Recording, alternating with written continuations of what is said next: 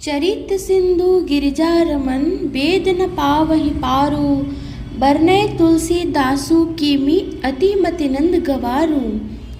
अर्थात गिरजापति महादेव जी का चरित्र समुद्र के समान अपार है। उसका पार वेद भी नहीं पाते, तब अत्यंत मंदबुद्धि और गंवार तुलसीदास उसका वर्णन कैसे कर सकता है। शिव जी के रसीले और सुहावने चरित्र को सुनकर मुनि भारद्वाज जी ने बहुत ही सुख पाया। कथा सुनने की उनकी लालसा बहुत बढ़ गई, नेत्रों में जल भर आया तथा रोम बलि खड़ी हो गई। वे प्रेम में मुग्ध हो गए, मुख से वाणी नहीं निकलती। उनकी यह दशा देखकर ज्ञानी मुनि याज्ञवल्क्य बहुत प्रसन्न हुए और बोले, हे मुनीश, आहा, तुम्हारा जन्म धन्य है। तुमको गौरीपति शिव जी प्राणों के समान प्रिय हैं। शिव जी के चरण कमलों में जिनकी प्रीति नहीं है, वे श्री रामचंद्र जी को स्वप्न में भी अच्छे नहीं लगते। विश्वनाथ, श्री शिव जी के चरणों में निष्कपट विशुद्ध प्रेम होना यही राम भक्त का लक्षण है। शिव जी के समान रघुनाथ जी की भक्ति का व्रत धारण करने वाला कौन है, जिनको बिना ही पाप के सती जैसी स्त्री को त्याग दिया और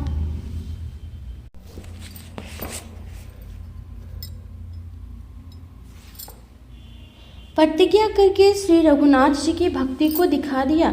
हे भाई, श्री रामचंद्र जी को शिव जी के समान और कौन प्यारा है। मैंने पहले ही शिव जी का चरित्र कहकर तुम्हारा भेद समझ लिया। तुम श्री रामचंद्र जी के पवित्र सेवक हो और समस्त दोषों से रहित हो। मैंने तुम्हारा गुण और शील जान लिया। अब मैं श्री रघुनाथ जी की लीला कहता हूँ, सुनो। हे मुनि, सुनो। आज तुम्हारे मिलने से मेरे मन में जो आनंद हुआ है वह कहा नहीं जा सकता। हे मुनीश्वर, रामचरित्र अत्यंत अपार है। 100 करोड़ शेष जी भी उसे नहीं कह सकते। तथापि जैसे मैंने सुना है वैसा वाणी के स्वामी प्रेरक और हाथ में धनुष लिए हुए प्रभु श्री रामचंद्र जी का स्मरण करके कहता हूँ। सरस्वती जी कठपुतली के समान है और अंतर्यामी स्वामी श्री रामचंद्र जी सूत पकड़कर कठपुतली को नचाने वाले सूत्रधार हैं। अपना भक्त जानकर जिस कवि पर वे कृपा करते हैं, उसके हृदय रूपी आंगन में सरस्वती को वे नचाया करते हैं। उन्हें कृपालु श्री रघुनाथ जी को मैं प्रणाम करता हूँ और उन्हीं के निर्मल गुणों की कथा कहता हूँ। कैलाश पर्वतों में श्रेष्ठ और बहुत ही रमणीय है, जहाँ शिव पार्वती जी सदा निवास करते हैं। सिद्ध, तपस्वी, योगीगण, देवता, किन्नर और मुनियों के समूह उस पर्वत पर रहते हैं। वे सब बड़ा पुण्यात्मा हैं और आनंद कंद श्री महादेव जी की सेवा करते हैं। जो भगवान विष्णु और महादेव जी से विमुख है और जिनके धर्म में प्रीति नहीं है, वे लोग स्वप्न में भी वहां नहीं जा सकते। उस पर्वत पर एक विशाल बरगद का पेड़ है, जो नित्य नवीन और सब काल 6 ऋतुओं में सुंदर रहता है। वहाँ तीनों प्रकार की शीतल, मंद और सुगंध वायु बहती रहती है और उसकी छाया बड़ी ठंडी रहती है। वह शिव जी के विश्राम करने का वृक्ष है, जिसे वेदों ने गाया है।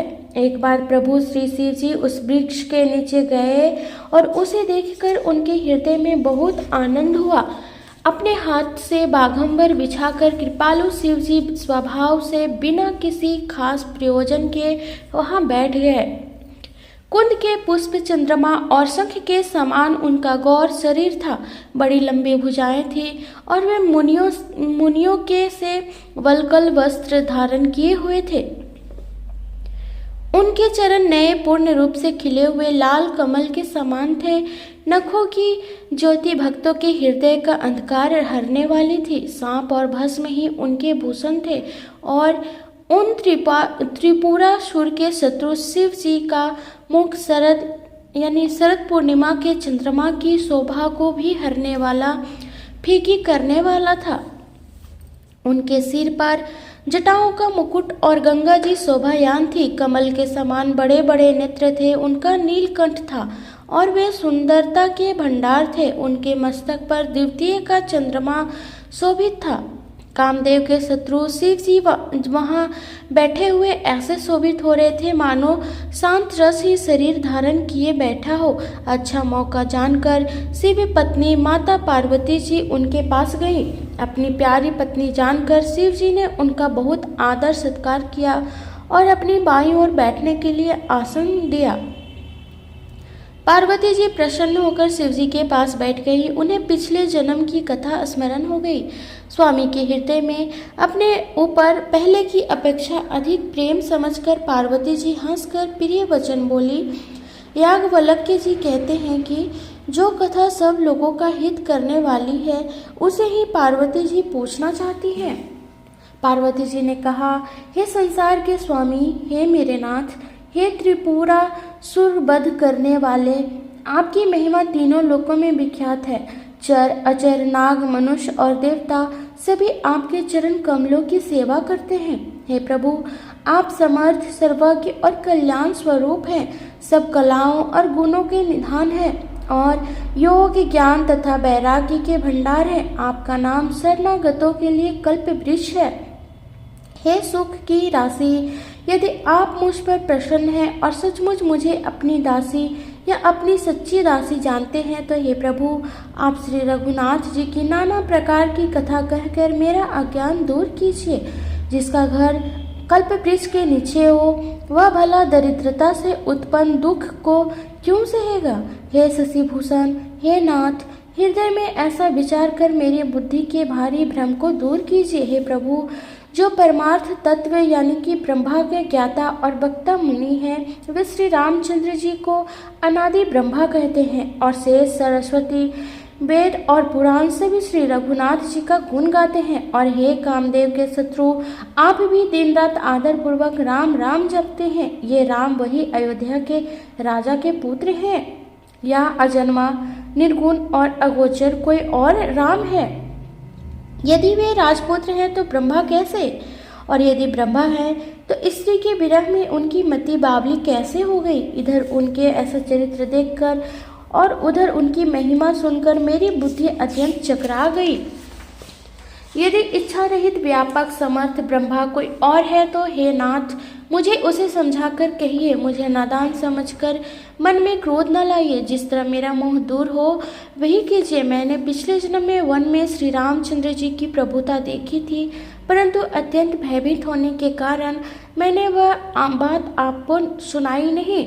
तो भी मेरे मलिन मन को बोध न हुआ। उसका फल भी मैंने अच्छी तरह पा लिया। अब भी मेरे मन में कुछ संदेह है। आप कृपा कीजिए। मैं हाथ जोड़कर विनती करती हूँ। हे प्रभु, आपने उस समय मुझे बहुत तरह से समझाया था, फिर भी मेरा संदेह नहीं गया। हे नाथ, यह सोचकर मुझ पर क्रोध न कीजिए। मुझे अब पहले जैसा मोह नहीं है। अब तो मेरे मन में राम कथा सुनने की रुचि है। हे शेषनाग को अलंकार रूप में धारण करने वाले देवताओं के नाथ, आप श्री रामचंद्र जी के गुणों की पवित्र कथा कहिए। मैं पृथ्वी पर सिर टेककर आपके चरणों की वंदन करती हूँ और हाथ जोड़कर विनती करती हूँ। आप वेदों के सिद्धांत को निचोड़कर श्री रघुनाथ जी का निर्मल यश वर्णन कीजिए। यद्यपि स्त्री होने के कारण मैं उसे सुनने की अधिकारी नहीं हूँ, तथापि मैं मन वचन और कर्म से आपकी दासी हूँ। संत लोग जहाँ आर्त अधिकारी पाते हैं वहाँ गूढ़ तत्व भी उससे नहीं छिपाते। ये देवताओं के स्वामी, मैं बहुत ही आर्तभाव यानी कि दीनता से पूछती हूँ। आप मुझ पर दया करके श्री रघुनाथ जी की कथा कहिए। पहले तो वह कारण विचार कर बतलाइए जिससे निर्गुण ब्रह्मा सगुण रूप धारण करता है। फिर हे प्रभु, श्री रामचंद्र जी के अवतार जन्म की कथा कहिए तथा उनका उदार बाल चित्र कहिए। फिर जिस प्रकार उन्होंने श्री राम जी से विवाह किया वह कथा कहिए। और फिर यह बतलाइए कि उन्होंने जो राज्य छोड़ा सो किस दोष से। हे नाथ, फिर उन्होंने वन में रहकर जो अपार चरित्र किए तथा जिस तरह रावण को मारा वह कहिए। हे सुख स्वरूप शंकर, फिर आप उन सारी लीलाओं को कहिए जो उन्होंने राज्य सिंहासन पर बैठकर की थी। हे कृपाधाम, फिर वह अद्भुत चरित्र कहिए जो श्री रामचंद्र जी ने किया। वे रघुकुल शिरोमणि प्रजा सहित किस प्रकार अपने धाम को गए। हे प्रभु, फिर आप उस तत्व को समझाकर कहिए जिसकी अनुभूति में ज्ञानी मुनिगण सदा मग्न रहते हैं, और फिर भक्ति, ज्ञान, विज्ञान और वैराग्य का विभाग सहित वर्णन कीजिए। इसके सिवा श्री रामचंद्र जी के और भी जो अनेक रहस्य छिपे हुए भाव अथवा चरित्र है उनको कहिए। हे नाथ, आपका ज्ञान अत्यंत निर्मल है। हे प्रभु, जो बात मैंने ना भी पूछी हो, हे दयालु, उसे भी आप छिपा न रखिएगा। वेदों ने आपको तीनों लोकों का गुरु कहा है, दूसरे पामर जीव इस रहस्य को क्या जाने। पार्वती जी के सहज, सुंदर और छल रहित सरल प्रश्न सुनकर शिव जी के मन को बहुत अच्छे लगे। श्री महादेव जी के हृदय में सारे रामचरित्र आ गए। प्रेम के मारे उनका शरीर पुलकित हो गया और नेत्रों में जल भर आया। श्री रघुनाथ जी का रूप उनके हृदय में आ गया, जिससे स्वयं परमानंद स्वरूप शिव जी ने भी अपार सुख पाया। शिव जी 2 घड़ी तक ध्यान के रस आनंद में डूबे रहे। फिर उन्होंने मन को बाहर खींचा और तब वे प्रसन्न होकर श्री रघुनाथ जी का चरित्र वर्णन करने लगे। जिसके बिना जाने झूठ भी सत्य मालूम होता है, जैसे बिना पहचाने रस्सी में सांप का भ्रम हो जाता है, और जिससे जान लेने पर जगत का उसी तरह लोप हो जाता है, जैसे जागने पर स्वप्न का भ्रम जाता रहता है। मैं उन्हीं श्री रामचंद्र के बाल रूपी की वंदना करता हूँ, जिनका नाम जपने से सब सिद्धियाँ सहज ही प्राप्त हो जाती हैं। मंगल के धाम, अमंगल के हरने वाले और श्री दशरथ जी के आंगन में खिलने वाले वे बाल रूप श्री रामचंद्र जी मुझ पर कृपा करें। त्रिपुरासुर का वध करने वाले शिव जी श्री रामचंद्र जी को प्रणाम करके आनंद में भरकर अमृत के समान वाणी बोले, हे गिरिराज कुमारी पार्वती, तुम धन्य हो, धन्य हो। तुम्हारे समान कोई उपकारी नहीं है। जो तुमने श्री रघुनाथ जी की कथा का प्रसंग पूछा, जो कथा समस्त लोगों के लिए जगत को पवित्र करने वाली गंगा जी के समान है, तुमने जगत के कल्याण के लिए ही प्रश्न पूछे हैं। तुम श्री रघुनाथ जी के चरणों में प्रेम रखने वाली हो। हे पार्वती, मुझे विचार में तो श्री राम जी की कृपा से तुम्हारे मन में स्वप्न में भी शोक, मोह, संदेह और भ्रम कुछ भी नहीं है। फिर भी तुमने इसलिए वही पुरानी शंका की है कि इस प्रसंग के कहने सुनने से सबका कल्याण होगा। जिन्होंने अपने कानों से भगवान की कथा नहीं सुनी, उनके कानों के छिद्र सांप के बिल के समान है। और जिन्होंने अपने नेत्रों से संतों के दर्शन नहीं किए, उनके वे नेत्र मोर के पंखों पर दिखने वाली नकली आंखों की गिनती में है। वे सिर कड़वी तुम्बी के समान है, जो श्रीहरि और गुरुदेव के चरण तल पर नहीं झुकते। जिन्होंने भगवान की भक्ति को अपने हृदय में स्थान नहीं दिया, वे प्राणी जीते हुए भी मुर्दे के समान है। जो जीव श्री रामचंद्र जी के गुणों का गान नहीं करती, वह मेढक के जीव के समान है। वह हृदय ब्रज के समान कड़ा और निष्ठुर है, जो भगवान के चरित्र सुनकर हर्षित नहीं होता। हे पार्वती, श्री रामचंद्र जी की लीला सुनो। यह देवताओं का कल्याण करने वाली और दैत्यों को विशेष रूप से मोहित करने वाली है। श्री रामचंद्र जी की कथा कामधेनु के समान सेवा करने से सब सुखों की देने वाली है, और सत्पुरुषों के समाज ही सब देवताओं के लोक हैं। ऐसा जानकर इसे कौन न सुनेगा। श्री रामचंद्र जी की कथा हाथ की सुंदर ताली है, जो संदेह रूपी पक्षियों को उड़ा देती है। फिर राम कथा कलयुग रूपी वृक्ष को काटने के लिए कुल्हाड़ी है। हे गिरिराज कुमारी, तुम इसे आदर पूर्वक सुनो। वेदों ने श्री रामचंद्र जी के सुंदर नाम, गुण, चरित्र, जन्म और कर्म सभी अनगिनत कहे हैं। जिस प्रकार भगवान श्री रामचंद्र जी अनंत हैं, उसी तरह उनकी कथा, कीर्ति और गुण भी अनंत हैं। तो भी तुम्हारी अत्यंत प्रीति देखकर जैसा कुछ मैंने सुना है और जैसी मेरी बुद्धि है, उसी के अनुसार मैं कहूँगा। हे पार्वती, तुम्हारा प्रश्न स्वाभाविक ही सुंदर, सुखदायक और संत सम्मत है, और मुझे तो बहुत ही अच्छा लगा है। परंतु हे पार्वती, एक बात मुझे अच्छी नहीं लगी, यद्यपि वह तुमने मोह के वश में होकर ही कही है। तुमने जो यह कहा है कि वे राम है, कोई और है जिन्हें वेद गाते और मुनिजन जिनका ध्यान करते हैं, जो मोह रूपी पिशाच के द्वारा ग्रस्त हैं, पाखंडी हैं, भगवान के चरणों से विमुख हैं, और जो सच झूठ कुछ भी नहीं जानते, ऐसे अधम मनुष्य की इस तरह कहते सुनते हैं। जो अज्ञानी, मूर्ख, अंधे और भाग्यहीन हैं, और जिनके मन रूपी दर्पण पर विषय रूपी काई जमी हुई है, जो व्यभिचारी, छल्ली और बड़े कुटिल हैं, और जिन्होंने कभी स्वप्न में भी संत समाज के दर्शन नहीं किए, और जिन्हें अपनी लाभ हानि नहीं सूझती, वे ही ऐसी वेद विरुद्ध बातें कहा करते हैं। जिनका हृदय रूपी दर्पण मैला है और जो नेत्रों से हीन है, वे बेचारे श्री रामचंद्र जी का कैसा रूप देखे। जिनको निर्गुण सगुण का कुछ भी विवेक नहीं है, जो अनेक मनगढ़ंत बातें बका करते हैं, जो श्रीहरि की माया के बस में होकर जगत में जन्म मृत्यु के चक्र में भ्रमते फिरते हैं, उनके लिए बहुत कुछ भी कह डालना असंभव नहीं है। जिन्हें वायु का रोग हो गया है, जो भूत के वश में हो गए हैं और जो नशे में चूर हैं, ऐसे लोग विचार कर वचन नहीं बोलते। जिन्होंने महामोह रूपी मदिरा पी रखी है, उनके समान कहने पर कान ना देना चाहिए। अपने हृदय में ऐसा विचार कर संदेह छोड़ दो और श्री रामचंद्र जी के चरणों को भजो। हे पार्वती, भ्रमरूपी अंधकार के नाश करने के लिए सूर्य की किरणों के समान मेरे वचनों को सुनो। सगुण और निर्गुण में कुछ भी भेद नहीं है। मुनि, पुराण, पंडित और वेद सभी ऐसा कहते हैं। जो निर्गुण, अरूप यानी कि निराकार, अलख और अजन्मा है, वही भक्तों के प्रेम बस सगुण हो जाता है। जो निर्गुण है वही सगुण कैसे है? जैसे जल और ओल में भेद नहीं, दोनों जल ही है, ऐसे ही निर्गुण और सगुण एक ही है। जिसका नाम भ्रम रूपी अंधकार के मिटाने के लिए सूर्य है, उसके लिए मोह का प्रसंग भी कैसे कहा जा सकता है? श्री रामचंद्र जी सच्चिदानंद स्वरूप सूर्य है, वह मोह रूपी रात्रि का लवलेश भी नहीं है। वे स्वभाव से ही प्रकाश रूप और षड्श्वर्य युक्त भगवान है। वहाँ तो विज्ञान रूपी प्रातः काल भी नहीं होता। अज्ञान रूपी रात्रि हो तब तो विज्ञान रूपी प्रातः काल हो। भगवान तो नित्य ज्ञान स्वरूप है। हर्ष, शोक, ज्ञान, अज्ञान, अहंता और अभिमान, ये सब जीव के धर्म है।